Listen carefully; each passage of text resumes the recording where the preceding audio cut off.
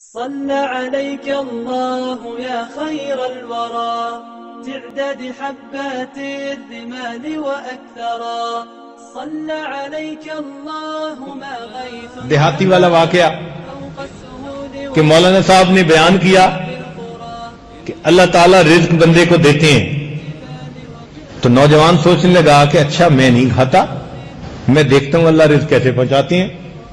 چنانچہ اگلے دن اس نے بھوک ہڑتال کر دی۔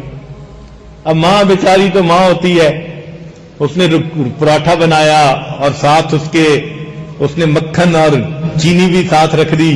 بیٹے کھا، اس نے کہا نہیں میں نہیں کھاتا، منت سماجت کرتی رہی، کہتا نہیں میں نہیں کھاتا۔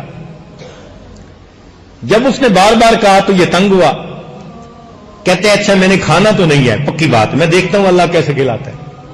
چنانچہ یہ گھر سے اٹھ کے باہر گاؤں کے درختوں کا کافی سارا جھنڈ سا تھا، سایہ دار جگہ تھی، یہ وہاں جا کے لیٹ گیا کہ میں آج یہاں لیٹا رہوں گا اور میں نہیں کھاؤں گا، میں دیکھتا ہوں اللہ مجھے کیسے کھلاتا ہے۔ ماں بیچاری پیچھے پیچھے کھانا لے کے گئی اور سالن روٹی وہیں رکھ کے آ گئی۔ اچھا بچے تیرا دل چاہے تو کھا لینا، میں جا رہی ہوں۔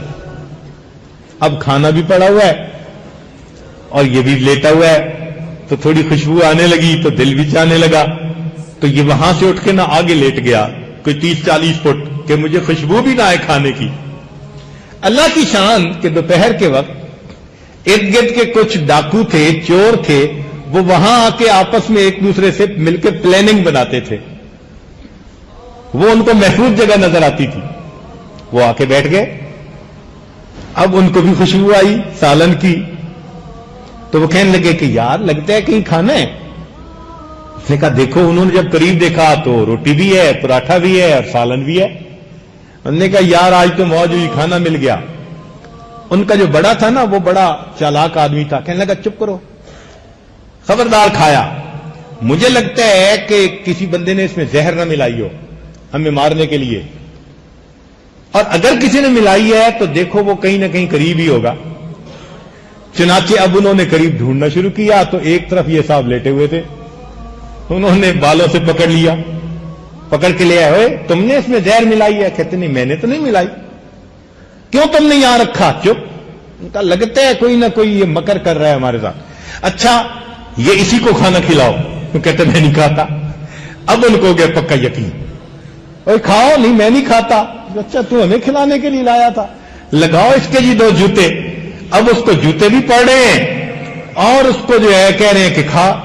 پہلے تو کہتا رہا نہیں کھاتا نہیں کھاتا، جب پتہ چلا کہ بنا یہ تو جوتوں کی کوئی حد ہی نہیں، کہنے لگا جی معاف کر دے کھاتا ہوں۔ خیر اس نے پھر پورا واقعہ سنایا اور ان کے سامنے بیٹھ کے روٹی بھی کھائی۔ خیر انہوں نے چھوڑ دیا۔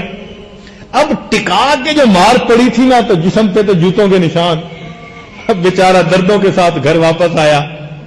خیر ماں نے دیکھا، چپ کر گئی۔ اب یہ اگلے جمعے کے انتظار میں، اگلا جمعہ ہوا، پھر مولانا صاحب نے تقریر کی۔ انہوں نے کہا بھائی دیکھو اللہ تعالیٰ رزق پہنچاتے ہیں اور اللہ تعالیٰ بندے کو ہر حال میں اس کا رزق عطا کرتے ہیں۔ جب انہوں نے بیان کر لیا نا، نماز پڑھ لی، تو یہ مولانا صاحب کے پاس گیا، کہنے لگا مولانا ادھورے مسئلے نہ کیا کریں۔ ان کا ادھورے مسئلے کیا؟ میں تو پورے مسئلے کرتا ہوں۔ کہتے نہیں آپ ادھورے مسئلے کرتے ہیں۔ بھائی ادھورے مسئلے کیا؟ کہنے لگے جی آپ نے پچھلی دفعہ کہا تھا کہ جس کا رزق کو اللہ تعالیٰ اسے پہنچا کے رہتے ہیں۔ کہا یہ پوری بات تو ہے۔ کہتے نہیں یہ پوری بات نہیں ہے، پورا مسئلہ یہ ہے کہ جس کا رزق ہو اللہ اس کو پہنچا کے رہتے ہیں، اور جو رزق نہ کھانا چاہے اللہ جوتے مار مار کے بندے کو کھلاتے ہیں۔ فوق السهول وبالجبال وبالقرى فوق السهول وبالجبال وبالقرى يا خير مبعوث بخير رسالة